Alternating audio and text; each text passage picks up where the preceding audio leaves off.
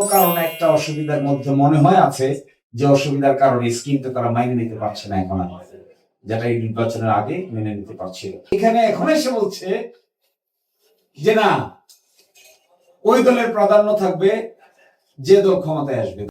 এক নম্বর প্রশ্নটা কি, নির্বাচনকালীন তত্ত্বাবধায়ক সরকার, নির্বাচন কমিশন, অন্যান্য সাংবিধানিক প্রতিষ্ঠান জুলাই সনদে বর্ণিত প্রক্রিয়ায় হবে। এটা নিয়ে তাদের অসুবিধা দেখাচ্ছে। দ্বিতীয় প্রশ্ন, জাতীয় সংসদ উচ্চকক্ষ গঠিত হবে, উচ্চকক্ষের সদস্য সংখ্যা 100 হবে, আনুপাতিক হারে সদস্য সংখ্যা হবে, ভোটের, সিটের না, ভোটের। এইটা নিয়ে ওনারা বলছেন যে এটা তো আমরা এগ্রি করি নাই, তারপরে গণভোটে দিয়ে দিছে, কারণ এটাতে আমরা নট অফ ডিসেন্ট দিয়েছিলাম।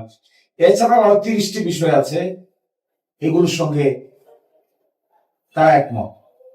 আরেকটা জিনিস তারা লুকায় যায়, এটা বলার জন্য আমি প্রশ্নটা করতেছি, লুকায় যায়। তাহলে কতে আছে সংস্কার, খতে আছে উচ্চকক্ষের সংস্কার, গতে আছে 30টা সংস্কার, ঘতে আছে জুলাই জাতীয় সনদে বর্ণিত অপরাপর সংস্কার। 30টার বাইরে 17টা আছে। জুলাই জাতীয় সনদে বর্ণিত অপরাপর সংস্কার রাজনৈতিক দলগুলোর প্রতিশ্রুতি অনুসারে বাস্তবায়ন করা হবে। এখন এসে যে বলছে যে জুলাই সনদে আমরা বলছি যে আমরা নির্বাচিত হলে আমাদের ইশতেহারে উল্লেখপূর্বক ওই দল, যে দল নির্বাচিত হবে তাদের পছন্দ অপছন্দ থাকবে, কিন্তু সেটা কোন ক্ষেত্রে থাকবে? সেটা থাকবে জুলাই জাতীয় সনদে বর্ণিত অপরাপর সংস্কার রাজনৈতিক দলগুলোর প্রতিশ্রুতি অনুসারে বাস্তবায়ন করবে। অপরাপর গুলো 30টা না, 30টা তো অপরাপরের মধ্যে নাই। উচ্চকক্ষ নিম্নকক্ষ এটা তো অপরাপরের মধ্যে নাই। তত্ত্বাবধায়ক সরকার এটা তো অপরাপরের মধ্যে নাই। নির্বাচন কমিশন এটা অপরাপরের মধ্যে নাই।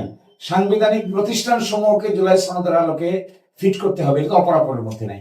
এই ক খ গ বাদ দিয়া সংস্কার তালিকার 84টার মধ্যে, সংবিধান রিলেটেড 47টার মধ্যে যা আছে ওইটার ভিতরে 1, 2, 3 প্রশ্ন ইনক্লুড নাই। যে সমস্ত বিষয় আছে ওই বিষয়গুলোকে বলছেন যে দল ক্ষমতায় আসবে তার ম্যানিফেস্টো অনুযায়ী অপরাপর সংস্কারের পার্ট হিসেবে বাস্তবায়ন করবে।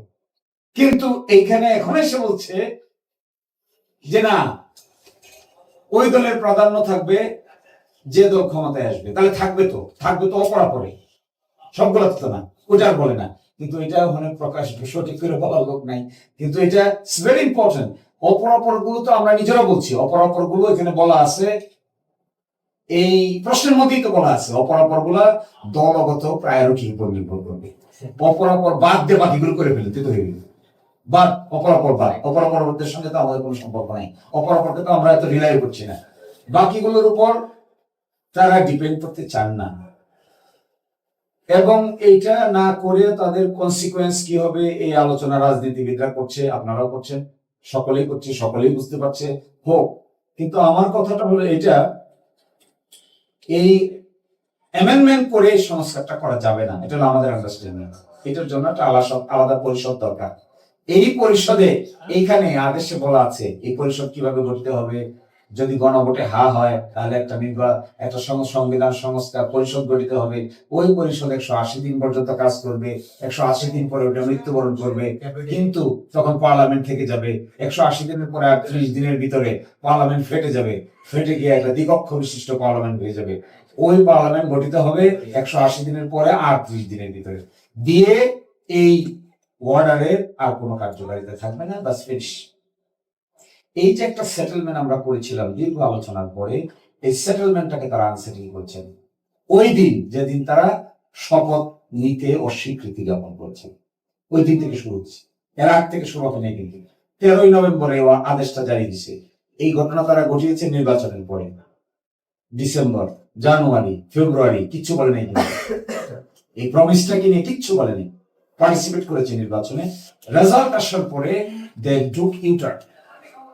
তো এইটার কনস্টিটিউশনাল কনসিকুয়েন্স আছে। ধরেন ওনারা এখন আমাদেরকে আহ্বান জানাচ্ছেন, ভিতরে বাইরে দুইভাবে আহ্বান জানাচ্ছেন, কমিটিতে পার্টিসিপেট করার। কমিটিতে তারা ডিসকাস করবেন, একটা কনস্টিটিউশন অ্যামেন্ডমেন্ট বিল আনবেন, ওই বিলটা এখানে আসবে, ওই বিলটা অ্যাসেম্বলিং হয়ে যাওয়ার পরে, পার্লামেন্টে ডিসকাস হয়ে যাওয়ার পরে ওই বিলটাকে পাঠাবেন আবার গণভোটে। ওই বিলটা গণভোটে হা হয়ে আসবে, হা হয়ে আসলে পরে তারপরে রাষ্ট্রপতি অ্যাসেন্ট দিবেন। এইভাবে পরিবর্তন হবে, এই কথা তারা এখন প্রপোজ করছে।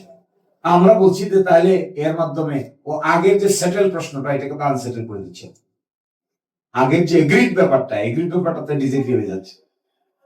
তো এই জন্য আমার মনে হয় এটার পিছনে এই যে কারণটা আমরা বুঝি, ওনারা বোঝেন না ব্যাপারটা তা না, ওনারাও বোঝেন, নিশ্চয়ই ওনারা বোঝেন, ওনাদের আইনজ্ঞ আছে, ওনাদের অ্যাডভাইজার আছে, ওনারা বিজ্ঞজন আছে, কিন্তু তারপরেও কোনো না কোনো কারণে একটা অসুবিধার মধ্যে মনে হয় আছে, যে অসুবিধার কারণে স্কিমটা তারা মাইনে নিতে পারছে না এখন আর, যেটা এই নির্বাচনের আগে মেনে নিতে পারছিল।